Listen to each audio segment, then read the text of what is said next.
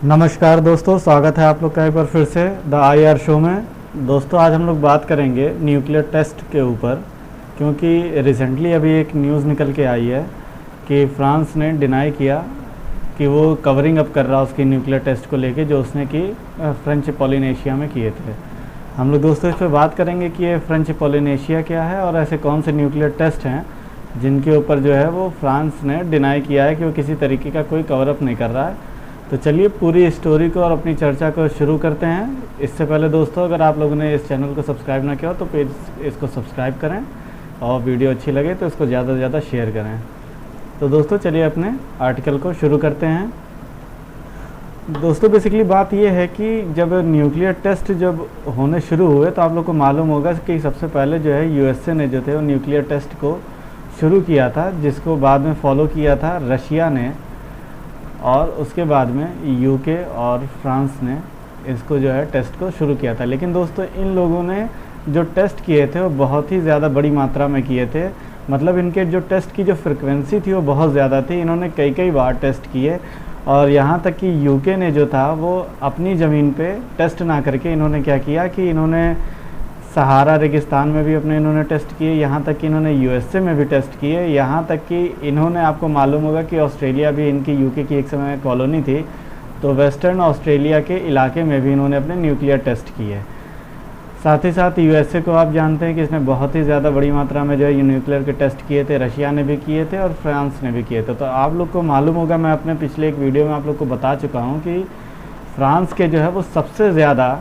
Overseas territory पूरी दुनिया में जो है वो फ्रांस की है। और फ्रांस ने भी क्या किया था कि अपने न्यूक्लियर टेस्ट को अपने देश में ना करके इन्होंने अपनी ओवरसीज़ टेरिटरी में किया था, जिनमें इन्होंने सबसे ज़्यादा जो टेस्ट किए वो अफ्रीका के सहारा रेगिस्तान वाला जो इलाका है वहाँ पे किया था। अभी उसको हम लोग मैप में देखेंगे। साथ ही साथ इन्होंने पॉलिनेशिया, इसकी लोकेशन भी हम लोग देखेंगे कहाँ पे है, और पॉलिनेशिया में इन लोगों ने न्यूक्लियर टेस्ट किए थे काफ़ी ज़्यादा मात्रा में, जिसको इन्होंने अपने strategic and defensive point of view से सही बताया। और ये टेस्ट जो इन्होंने किए थे इन्होंने 1960s के आसपास में 1996 तक जो है कैरी आउट किए थे, जिसकी वजह से इसका जो असर है, इनके जो रेडिएशन का जो असर है वो बहुत ज़्यादा हुआ पॉलिनेशिया के ऊपर। तो पॉलिनेशिया जो कि इनकी ओवरसीज़ टेरिटरी है, यहाँ पे जो पॉपुलेशन है वो मुश्किल से 2.79 लाख के आसपास में है, और यहाँ का जो कल्चर है वो अलग ही है। और ये इनकी एक ओवरसीज़ टेरिटरी होने की वजह से जो इनके जो डोमेस्टिक जो भी रूल्स एंड रेगुलेशंस हैं उसके लिए इनको आज़ादी है, लेकिन आपका डिफेंस और साथ ही साथ आपके फॉरेन अफेयर्स ये अभी भी subject to the French government हैं। तो इसलिए ये इनकी एक ओवरसीज़ टेरिटरी है। तो अब यहाँ से डिमांड ये उठने लगी थी कि इनको जो है ज़्यादा से ज़्यादा कंपनसेशन करने चाहिए और फ्रांस को इस बात के लिए माफ़ी मांगनी चाहिए। तो अब इस बात की ज़्यादा चर्चा होने की वजह से जो है ये मुद्दा फिर से सुर्खियों में आया है, और अब ये बात हो रही है कि फ्रांस को जो है इसके लिए एक माफ़ी मांगनी चाहिए। क्योंकि कुछ दिन पहले ही आप लोग को याद होगा कि जो फ्रांस के राष्ट्रपति थे उन्होंने जो अफ्रीका में जो आपका रवांडा जिनोसाइड हुआ था उसके ऊपर माफ़ी मांगी, और भी जो बहुत से मुद्दे जो कि फ्रेंच गवर्नमेंट के ऊपर एक तरीके से टैबू समझे जाते हैं वो उसके लिए उन्होंने माफ़ी मांगी थी। तो ये माना जा रहा था कि इसके लिए भी माफ़ी मांगेंगे। हालांकि इमैनुअल मैक्रोन ने ये कह दिया कि जो हुआ सो हुआ, लेकिन चलिए इस पर बात करते हैं और इस पर एक अच्छा डिस्कशन करते हैं, हेल्दी डिस्कशन, और जो मामला है उसको शॉर्ट आउट करते हैं। तो इस वजह से जो है ये मुद्दा जो है फिर से सुर्खियों में आ गया है। अब हुआ इसमें यह है कि फ्रेंच गवर्नमेंट ने कुछ दिन पहले इनको क्या किया था, कंपनसेट करने की कोशिश की थी पॉलिनेशिया के जो भी नागरिक हैं, क्योंकि पॉलिनेशिया के माना जाता है कि 1,10,000 के आसपास जो थे वो लोग जो है वो कंटेमिनेटेड हुए थे। ये जो आपके टेस्ट हुए थे 1966 से 1996 तक, तो इस बीच जो टेस्ट हुए थे उसकी वजह से जो है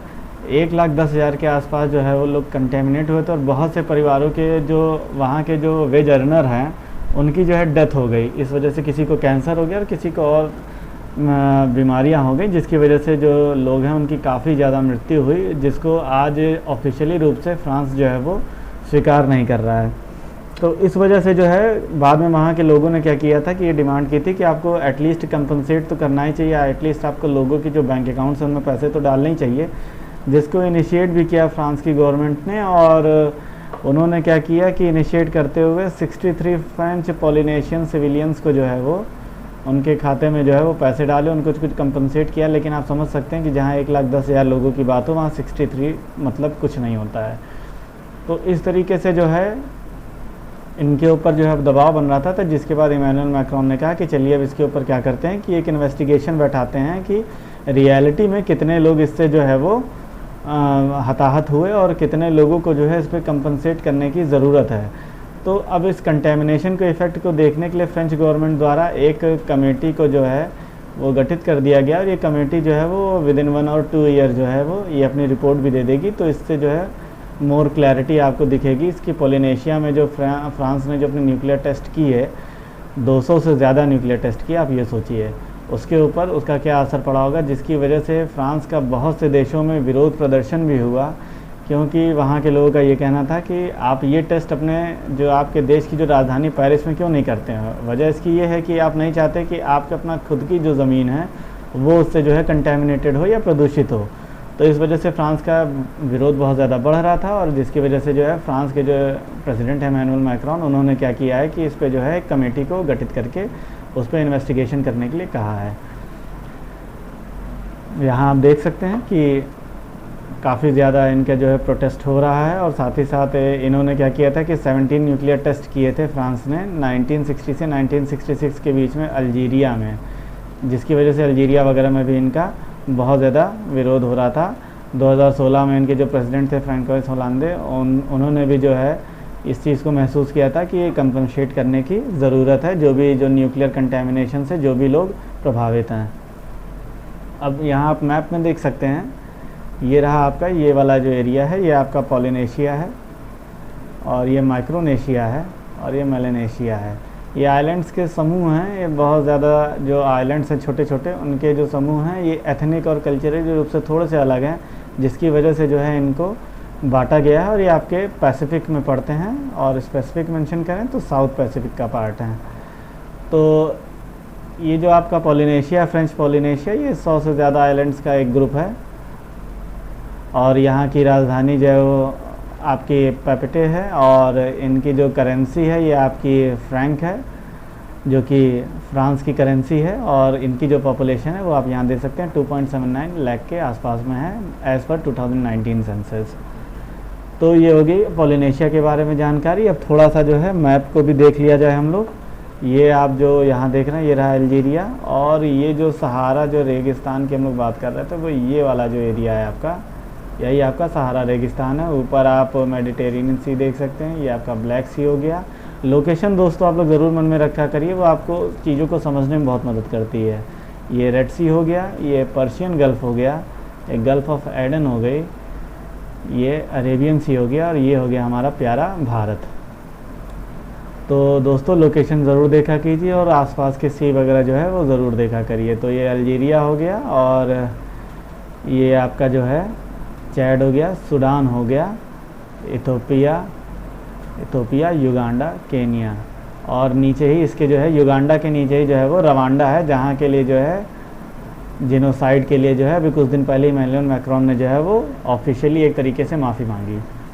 यहाँ पे आप देख सकते हैं साउथ पैसिफिक है, और साउथ पैसिफिक का ये वाला जो रीजन है इसी को आप स्पेसिफिकली मान के चलिए ये आपका पोलिनेशिया है। तो दोस्तों आशा करता हूँ आप लोग को आज का जो वीडियो है पसंद आया होगा। अगर वीडियो पसंद आया तो प्लीज़ इसको लाइक करें, चैनल को सब्सक्राइब करें, वीडियो को ज़्यादा से ज़्यादा शेयर करें, और बेल आइकन को प्रेस करना ना भूलें।